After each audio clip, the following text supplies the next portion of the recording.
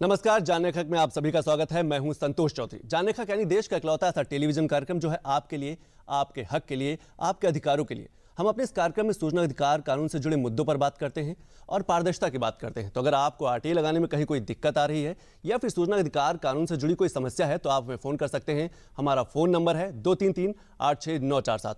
अगर आप दिल्ली के बाहर से फ़ोन कर रहे हैं तो दिल्ली का STD कोड 011 लगाना न भूलें। भारत कृषि प्रधान देश है, इसीलिए किसानों को देश का अन्नदाता कहा जाता है। वैसे भारतीय कृषि की भारतीय अर्थव्यवस्था में सिर्फ 15% का योगदान है। भारतीय कृषि जो है बेमौसम बारिश की वजह से परेशान है, ओलावृष्टि की वजह से परेशान है। किसानों को मुआवजे को लेकर देश भर में सवाल उठ रहे हैं, लेकिन सूचना अधिकार कानून से पता चला है कि केंद्र सरकार ने उत्तर प्रदेश सरकार को मुआवजे की जो धनराशि थी वो हस्तांतरित तो कर दी, लेकिन अभी तक वितरण नहीं हो पाया है। इसी मुद्दे पर आज हम बात करेंगे। आज हमारे साथ 3 खास मेहमान हैं। हमारे साथ श्यामलाल यादव जी हैं, वरिष्ठ पत्रकार हैं और आरटीआई को लेकर उत्तर प्रदेश में काफ़ी कुछ काम कर चुके हैं। श्यामलाल जी, आपका स्वागत है हमारे इस कार्यक्रम में। हमारे दूसरे मेहमान हैं बिमल खेमानी जी। बिमल खेमानी जी आरटीआई से जुड़े मुद्दों पर, कई जनहित मुद्दों पर आरटीआई लगाते हैं और एग्रीकल्चर यानी कृषि से जुड़े पर इनकी कई आरटीआई हैं और जनहित मुद्दों पर लगातार आरटीआई का प्रयोग करते रहे हैं। बिमल जी, आपका भी हमारे कार्यक्रम में स्वागत है। हमारे जो तीसरे मेहमान हैं विक्रम सिंह जी हैं, कृषि सामाजिक कार्यकर्ता हैं और इनकी आरटीआई से खुलासा हुआ है कि उत्तर प्रदेश में केंद्र सरकार ने मुआवजे की जो धनराशि है वो हस्तांतरित तो कर दी, लेकिन राज्य सरकार उस मुआवजे को अभी तक किसानों को नहीं दे पाई है और सही तरीके से वितरण नहीं हो पाया है। तो सबसे पहले हम एक रिपोर्ट देख लेते हैं कि जो आरटीआई से जो खुलासा हुआ है कि आखिर जो धनराशि है वो वितरित क्यों नहीं हुई और जो वितरित हुई है उसमें काफ़ी अनियमितताएं हैं। प्रतापगढ़, आगरा और मथुरा जैसे ऐसे कई जिले हैं जहां पर किसानों को चेक तो प्रदान की गई, लेकिन वो चेक जब उन्होंने बैंक में लगाई तो बाउंस हो गई। तो सबसे पहले देख लेते हैं ये रिपोर्ट।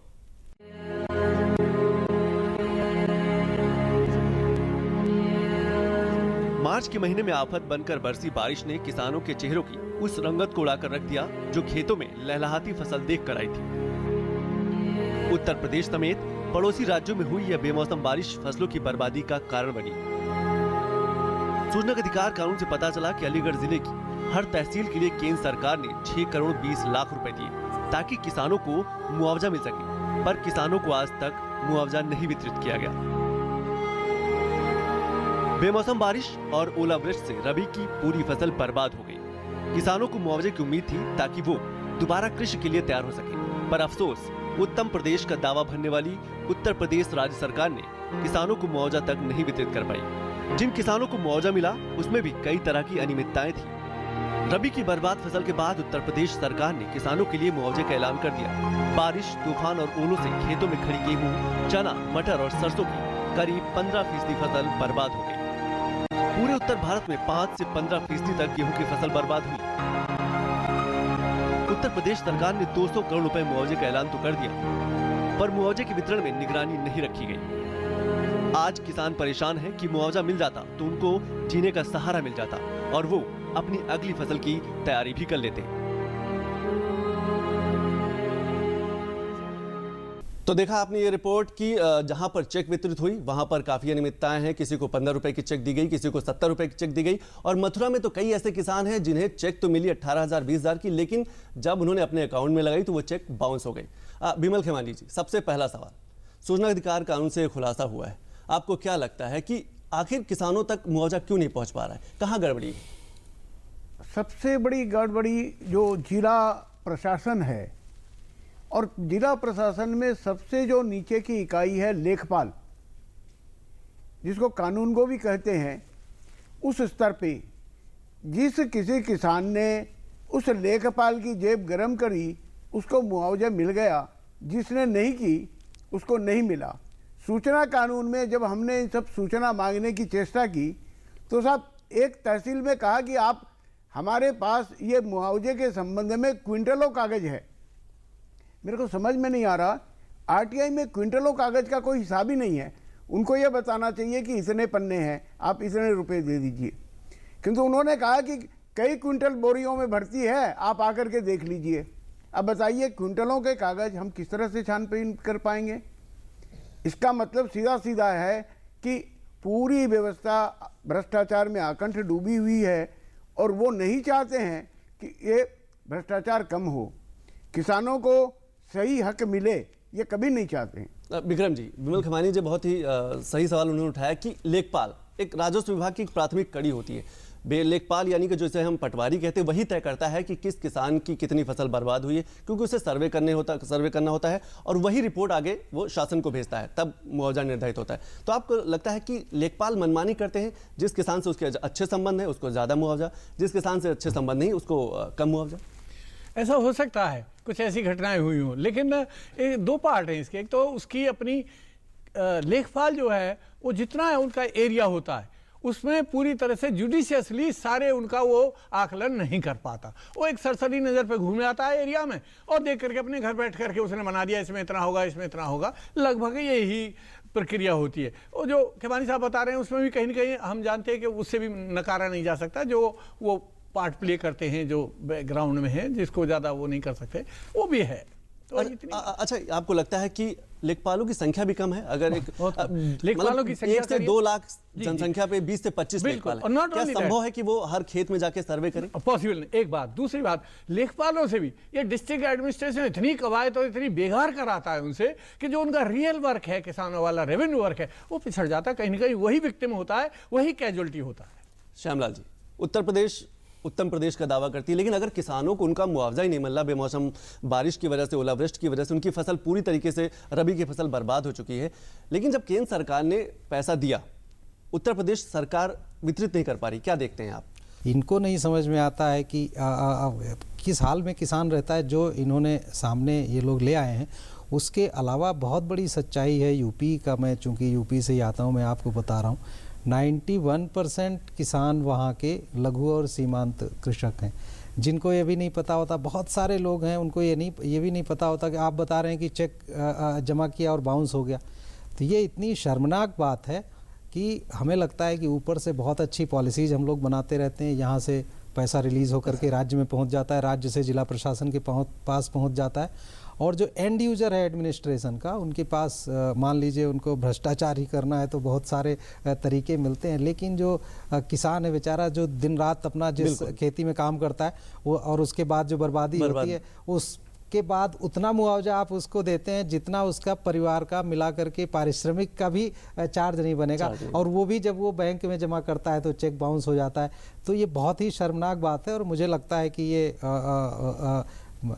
कृषि चूंकि राज्य सब्जेक्ट है, आपको मालूम है केंद्र सरकार का बहुत ये नहीं होता है, केंद्र सरकार पैसा देती रहती है, तो ये राज्य सरकार को और जिला प्रशासन की जवाबदेही होती है, और उनको ये देखना चाहिए कि कैसे इसका निराकरण किया जाए। विक्रम जी, आपको लगता है जिलाधिकारी को ज़्यादा काम दे दिए गए हैं, उनकी शक्तियां ज़्यादा दी गई, कई विभागों में उन्हें बांट दिया गया है, कई विभागों का अध्यक्ष बना दिया गया है, इसकी वजह से सही पालन नहीं हो पा रहा है? मेरा मानना यह है कि मूल रूप से ये कलेक्टर जो पैदा हुए थे शुरू में, वो सिर्फ रेवेन्यू वर्क देखने के लिए, लेटर ऑन जैसे जैसे इनको वो होता चला गया, इनको बहुत सारे काम, कानून व्यवस्था इनको दे दी गई, ये ओवरऑल कानून व्यवस्था देगी।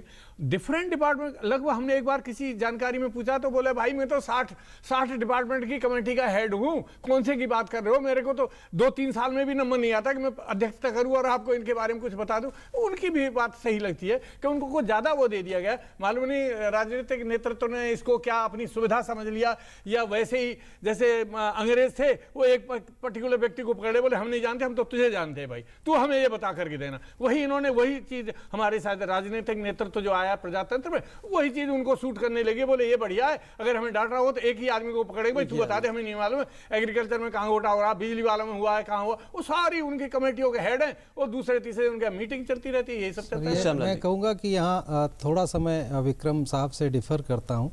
जो जिलाधिकारी होता है वही सारे काम नहीं करता है। ये जो इंडियन पुलिस एक्ट है और जो देश का सिस्टम जो चलता है, उसके हिसाब से डिस्ट्रिक्ट जो मजिस्ट्रेट है, कलेक्टर जिसको आप बोलते हैं, वो ज़िले में हर चीज़ का मुखिया है। इसका मतलब ये नहीं है कि वो कुछ कर ही नहीं सकता है। अब प्रधानमंत्री है, प्रधानमंत्री सारे देश की ब्यूरोक्रेसी का हेड है, इसका मतलब ये थोड़ा है कि हर चीज़ प्रधानमंत्री कर रहा है।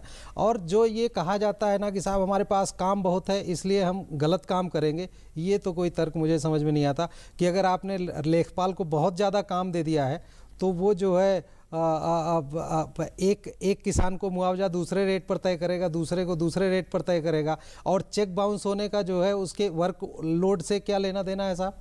तो ये मुझे लगता है कि इस बहस को उस दिशा में नहीं ले जाना चाहिए। आपके पास कम काम है, इनके पास कम काम है, तो हम आप सभी अपना काम करते हैं और जितना काम जिसके पास ज़्यादा होता है हमें लगता है उतना ही उसकी उतना ही काम, एक्सीलेंस बिल्कुल, excellency उसमें ज़्यादा दिखती है। तो इसको बहस को उस दिशा में नहीं ले जाना चाहिए। किसी के पास ज़्यादा काम होना जो है उसके गलत काम करने का बहाना और उसका एक्सक्यूज नहीं बनाया जाना चाहिए। वो बाढ़ सूखा कितने दिन में एक बार आता है? सूखा रोज़ तो नहीं आता। लेखपाल को वहाँ रोज़ तो जा करके रिपोर्ट नहीं बनानी है।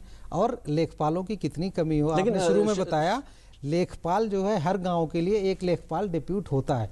उसको एक गांव में कितने परिवार होते हैं? 500 परिवार होते हैं। 500 परिवार में जो प्रत्यक्ष खेती करते हैं वो कितने हैं? उसमें उसको अगर वो ये भी नहीं कर सकता है तो वो क्या करता है लेखपाल? लेकिन अगर पैसा नहीं बट रहा तो कहीं ना कहीं भ्रष्टाचार की ओर इशारा कर रहा है। क्या ये एकदम अधिकारियों के लिए ऐसा उत्सव की है तरह होता है? जैसे सूखा, बेमौसम बारिश, बहुत सही ओलावृष्टि, आपने कहा। क्या ये यही मामला है कि जो एंड यूजर जो मैं बता रहा हूँ ना कि प्रधानमंत्री यहाँ बैठ करके कुछ भी घोषणा करते रहे, विज्ञान भवन में, कैबिनेट सेक्रेटेरिएट में, राष्ट्रपति भवन में राष्ट्रपति जी बोलते रहे, लेकिन जो देश का नागरिक है उसकी जो उसके मन में छवि बनती है सरकार की, वो अपने इलाके के लेखपाल को देख के बनती है, वो सब इंस्पेक्टर को देख के बनती है, वो प्रधान को देख करके नेताओं की छवि बनती है। तो वो अगर संवेदनशील नहीं है तो आप कुछ नहीं कर सकते। आप जो कह रहे हैं कि उनके लिए मौसम की तरह आता है, मौसम की तरह सच में आता है। मैं बहुत सारी चीज़ें मैं भी देखता रहता हूँ। जैसे बच्चियों को एक स्कॉलरशिप दी जाती है, यूपी में बहुत सारे राज्यों में है, वो 25,000 रुपये देते हैं 12वीं पास होने पर। बहुत जगह के ऐसे किस्से हमें पता चले कि 25,000 का चेक देने के पहले या अमाउंट उसके अकाउंट में ट्रांसफ़र कराने के पहले 5,000 रुपये कैश ले लेते हैं, उसके बाद कराते हैं। अब वो उसके लिए साहब भ्रष्टाचार दूर करने के लिए सरकार ने ये किया कि सीधे अकाउंट में ट्रांसफ़र करेंगे। लेकिन आप जिला समाज कल्याण अधिकारी के पास जाएंगे, दौड़ते रहेंगे, वो बोलेगा साहब नेट ही नहीं काम कर रहा है, हम क्या करें। तो जब आप 5,000 रुपये देंगे उसको नगद में, तब नेट काम करेगा उसका। तो इसी तरह किसानों का है कि साहब तुम जो है तुम्हें मुआवजा मिलना है, अब अगर पैसा दोगे तो हम 5,000 रुपये बना देंगे, पैसा नहीं दोगे तो हम 200 रुपये बना देंगे। तो ये इस तबके को जितना ज़्यादा संवेदनशील होने की ज़रूरत है सिस्टम के प्रति, आम आदमी के प्रति, वो नहीं है। और ये हम सब, ये असल में पूरी व्यवस्था का ही दोष है और हम सभी उसमें दोषी हैं। तो किसी एक सरकार और किसी एक नेता की तरफ न जा करके कुछ हमें ऐसा करना चाहिए ना कि जहां से सुधार हो। जी विमल जी, किसानों को देश का अन्नदाता कहा जाता है, लेकिन अगर जब प्राकृतिक कोई आपदा आती है, बेमौसम बारिश, ओलावृष्टि, सूखा, अगर वो मुआवजे का इंतजार करता है और उसे मुआवजा नहीं मिलता तो उसका हौसला नहीं टूटेगा? सबसे प्रताड़ित जो भी व्यक्ति है हमारे सिस्टम में वो किसान है। किसान का शोषण हर स्तर पे हो रहा है। आरटीआई से हमने बहुत सारी गांवों के बारे में जानकारी मांगी, बहुत सारे गांव के किसान हमारे संपर्क में हैं और कभी कभी रोना आता है मेरे को कि मेरा देश कहाँ जा रहा है, हम कहाँ जा रहे हैं। अगर एक किसान लेखपाल की जेब गर्म नहीं करता, उसको कुछ नहीं मिलता है, यहाँ तक कि उसको मृत घोषित कर दिया जाता है और वो जिंदा होने का भी उसको प्रमाण पत्र चाहिए। फिर ये हमारे सिस्टम की एक विडंबना है। सबसे बड़ी त्रासदी मैं तो ये देखता हूँ कि छठे वेतन आयोग के बाद सरकारी कर्मचारियों को इतना वेतन मिल रहा है, उसके बाद भी उनकी पिपासा शांत नहीं हो रही है। क्यों, मेरे को समझ में नहीं आ रहा। इनको क्या चाहिए? एक लेखपाल जिस आदमी को 40-45 हज़ार रुपया सरकार तनख्वाह के रूप में देती है, उसको फिर और रिश्वत काय के लिए चाहिए? मैं सबसे ज़्यादा ये मानता हूं कि उनके ऊपर में कोई भी कार्रवाई नहीं होती है। अलीगढ़ में मैं जानता हूं बहुत सारे ऐसे लेखपाल हैं जिन्होंने वहाँ के जो ओरिजिनल जो मैप है अपने, वो सारे गायब कर दिए हैं। अगर अलीगढ़ के भू राजस्व के मैप आप देखने जाएंगे तो आपको नहीं मिलेंगे। ये क्या त्रासदी है? मेरे सरकार में भू राजस्व के मैप नहीं है। फिर मेरा जिलाधिकारी, जिसको पूरे हिंदुस्तान में डिप्टी कमिश्नर कहते हैं और उत्तर प्रदेश एक राज्य है वहाँ डिप्टी डिस्ट्रिक्ट मजिस्ट्रेट कहते हैं, वो क्या करता है फिर? लेकिन बिमल जी, लेखपाल अगर इतनी मनमानी करता है कि वो खतौनी गायब कर देता है और जमीन के जो कागज है वो गायब कर देता है, तो कहीं ना कहीं उसके ऊपर दबाव होना चाहिए, यानी कि ऊपर से कहीं ना कहीं उसे छूट प्रदान है, तभी वो लोगों को परेशान कर रहा है। वो एक इकाई है जो कि कमाऊ पूत है, वहाँ से कमाई का स्रोत निकलता है, वहाँ से उपजिलाधिकारी, जिलाधिकारी सबको मिलता है। तो चूंकि वहाँ से जब मिल रहा है तो उसके ऊपर में एक्शन क्यों लेंगे? लेकिन उत्तर प्रदेश सरकार तो उत्तम प्रदेश होने का दावा करती है कि नहीं, सबके पास रोजगार है, किसानों को सारी चीजें सुविधा उपलब्ध मेरे को हो रही है। कभी कभी हम सोचते हैं कि अब इस उम्र में कौन से प्रदेश में जाएं। उत्तर प्रदेश में अब रहने लायक नहीं है, ये इंसानों के रहने लायक नहीं है। मेरे जैसा अगर ईमानदार आदमी, मैं कहूँ नहीं सॉरी, मैं बिजली चोरी नहीं करता, मेरे लाखों रुपए का बिजली का बिल आता है और बिजली विभाग अपेक्षा मेरे से करता है कि मैं उनको रिश्वत दूं।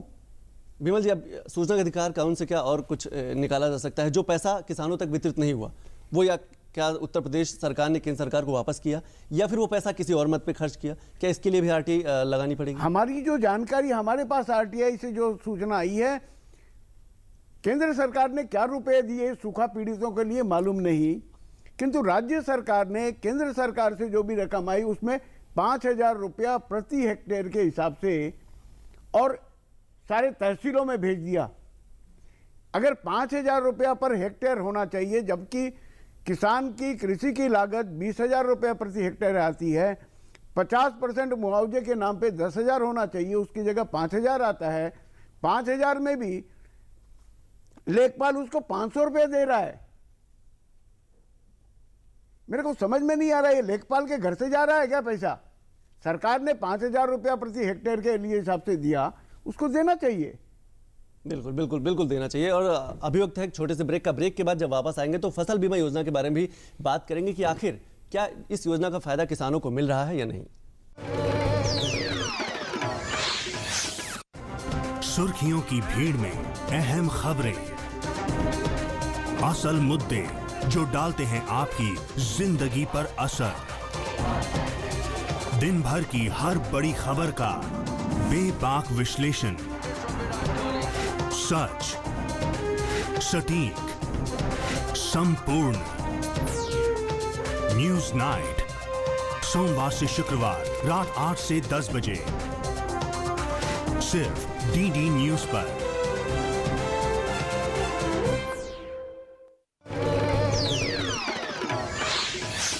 ब्रेक के बाद आप सभी का स्वागत है। श्यामलाल जी, राष्ट्रीय कृषि फसल बीमा है, लेकिन अभी तक सिर्फ 50 जिलों में लागू है देश में, लेकिन अभी तक राज्य सरकारें जो हैं वो किसानों को जोड़ नहीं पाई हैं।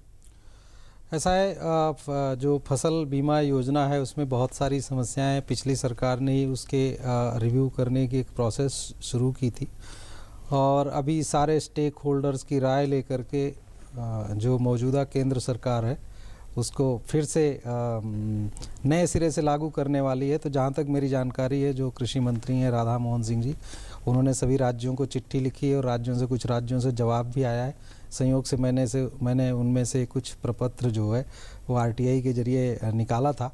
तो अभी वो उसको नए सिरे से, क्योंकि फसल बीमा योजना का फ़ायदा सही लोगों तक नहीं पहुंचा, वैसे ही किसी जैसे बाकी योजनाओं का होता है, जैसे किसानों के मुआवजे का हुआ, तो उसमें केंद्र सरकार उसका रिव्यू कर रही है और मुझे लगता है उसको नए सिरे से नए ढंग से इम्प्लीमेंट करने की कुछ वो कोशिश करेंगे। विक्रम जी, क्या अगर किसानों को जागरूक किया जाए नहीं, तो क्या कुछ इस समस्या से निपटा जा सकता है? एक बात और बता दूं, जो हमारी नौकरशाही है, वो जो ऑर्डर निकालती है वो बहुअर्थीय ऑर्डर निकालती है, उसका अकॉर्डिंग टू अपनी विल वो उसका सिंपल ऑर्डर निकल। गांधी जी ने भी कहा था स्वतंत्रता के बाद कि सिंपल ऑर्डर निकलना चाहिए, साधारण जो सबकी समझ में आ जाए। ये जटिलता की वजह से ये मुझे नहीं लगता ये आ भी जाएगी, किसानों को फायदा नहीं होने वाला है। इस बीमा योजना से किसानों कहीं ना कहीं उसको जो बीमा कंपनी उनको निकलने का रास्ता मिल जाएगा। ये जैसे और चीज फ्लॉप हो रही है ये भी हो जाएगी। मुझे डाउट है कि ये सफल हो पाएगी और रियल उसको वो मिल पाएगा, क्योंकि हमारी इच्छा नहीं है। हमने ऐसा तंत्र अपने लिए डेवलप कर लिया कि अपनी सुरक्षा करेंगे,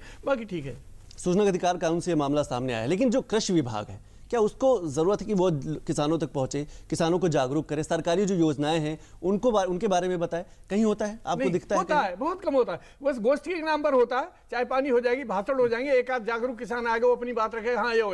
रियल में मैं अभी एग्जाम्पल दे रहा हूँ, मैं एक वहाँ चला गया, वो लैब में वो टेस्ट कराने के लिए, लैब में टेस्ट कराने, उनके पास आदमी नहीं है, उनके पास केमिकल नहीं है। वो बोलते हैं हाँ भाई अपना टेस्ट करा लेना और इसमें ऐसे ऐसे फर्टिलाइजर डालना। ये हालत उनकी हो रही है, बहुत बुरी हालत हो रही है, स्टाफ की कमी की बहुत बुरी हालत हो रही है। किसी भी डिपार्टमेंट को ले लो, कोई संविदा से काम चला रहा है, कोई ठेके से काम चला रहा है, ये स्थिति अमर नहीं है। विमल जी, कैसे मामला सुधरेगा? इतना बड़ा मामला है, किसान इंतजार कर रहा है आज भी कि उसे मुआवजा मिले और वो आगे अगली खेती की तैयारी करे, लेकिन अभी मामला वहीं अटका पड़ा है। किसी भी किसान को चेक नहीं मिली, जिसको चेक मिली वो उसमें अनियमितताएं हैं।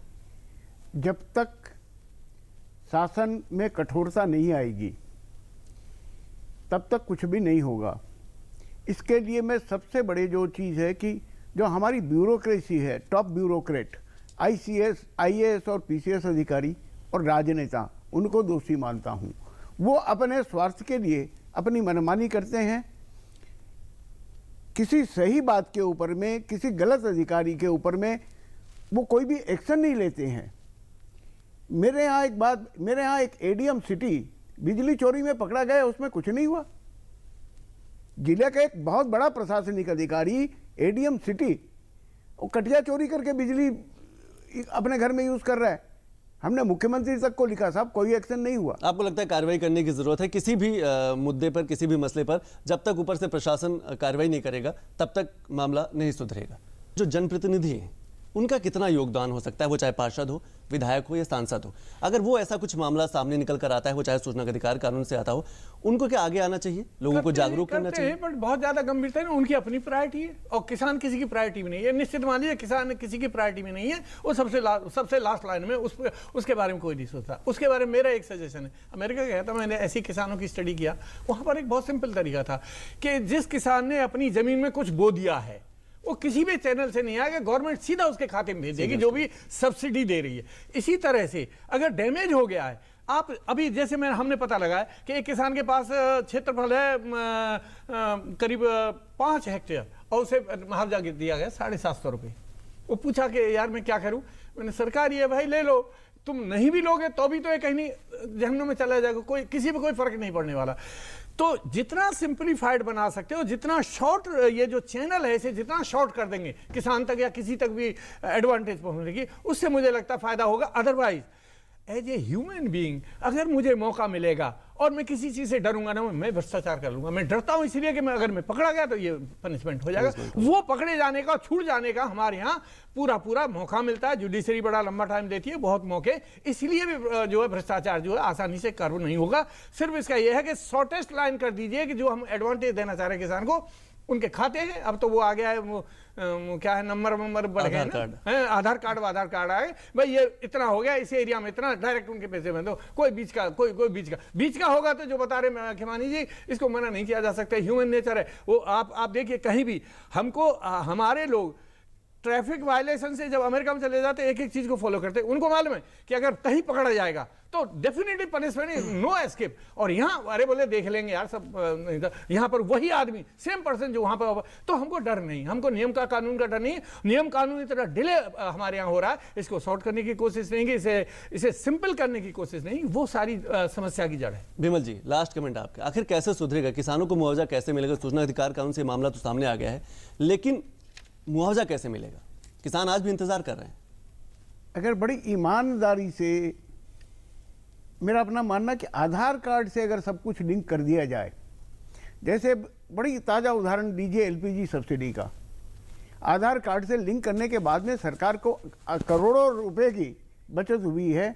बहुत सारे बेनामी जो सिलेंडर चलते थे वो बंद हो गए, जो गैस में कालाबाजारी थी वो प्राय बंद हो गई।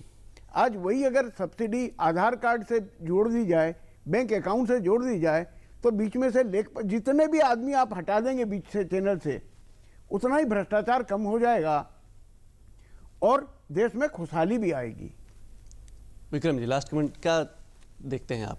जागरूकता, किसान को जागरूक किया जाए या फिर प्रशासन पे और दबाव डाला जाए कि वो पारदर्शिता के साथ नहीं, काम प्रशासन नहीं सुधरेगा, ये दबाव कुछ नहीं। उनके सबके अपने नौकरशाही और नेता वेता के उनके अपने इंटरेस्ट है, उनके इंटरेस्ट प्रायोरिटीज हैं। ये मेरे ख्याल से जब तक बहुत एक डायनेमिक लेवल पे कि नहीं इनको सिंपल नहीं किया जाएगा, उनको नहीं होगा। मुझे अभी बहुत जल्दी उम्मीद नहीं है कि इसमें ऐसा कुछ हो सकता है। श्यामलाल जी, आप पत्रकार भी हैं, RTI कार्यकर्ता भी, मीडिया की क्या भूमिका हो सकती है इस मुद्दे, किसानों से जुड़े मुद्दों को और क्या हाईलाइट किया जा सकता है? जैसा जो काम इन्होंने किया है वो मीडिया को भी करना चाहिए, और मीडिया कर भी रहा है, मीडिया अपना काम कर रहा है।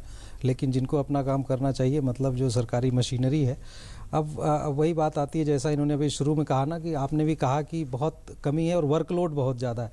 तो वर्कलोड कम करने का काम केंद्र सरकार ने थोड़ा सा एफर्ट किया है कि आपने देखा होगा अभी कि सर्टिफिकेट में बनवाने में और उसकी रिपोर्ट देने में बहुत टाइम लगता था लेखपाल का और नायब तहसीलदार का, वो उन्होंने तय कर दिया कि सारे प्रमाण पत्र, जाति प्रमाण पत्र, आय प्रमाण पत्र, वो सब स्कूल में ही बन जाएंगे। तो ये बहुत अच्छा काम किया। लेकिन अब आप उम्मीद आपको करनी चाहिए कि अब लेखपाल अपना काम जिम्मेदारी से करेगा। प्राइमरी स्कूल का टीचर पढ़ाता नहीं है, कहता है कि साहब वो हमारे ऊपर बहुत काम है, जब उसका जिनको पढ़ाना है वो ज़्यादा काम के बाद भी पढ़ाते हैं। तो मैं कहता हूँ ये माइंडसेट खराब है। सबको अपना अपना काम जिम्मेदारी से करना चाहिए और सबको ऊपर से नीचे तक अगर सबको ये जिम्मेदारी समझ में आ जाए तो अपने आप व्यवस्था बदल जाए। बिल्कुल सही कहा आपने कि सबको अपना काम जिम्मेदारी के साथ करना चाहिए। सूचना अधिकार कानून से खुलासा हुआ है कि बेमौसम बारिश और ओलावृष्टि के चलते जो किसानों को मुआवजा मिलना था वो अभी तक नहीं मिला। आज हमने इस मुद्दे पर बात की। आप तीनों मेहमान हमारे कार्यक्रम में शामिल हुए, इसके लिए शुक्रिया। तो आपको हमारा कार्यक्रम कैसा लगा हमें ज़रूर लिखिएगा। हमारा पता है कमरा नंबर 226, जानने का हक, दूरदर्शन भवन, कॉपरनिक्स मार्ग, मंडी हाउस, नई दिल्ली 110001। आप में फ़ोन कर सकते हैं। हमारा फ़ोन नंबर है 23386947। अगर आप दिल्ली के बाहर से फ़ोन करें तो दिल्ली का स्टडी कोड 011 लगाना ना भूलें। तो आज के लिए बस इतना ही। नमस्कार।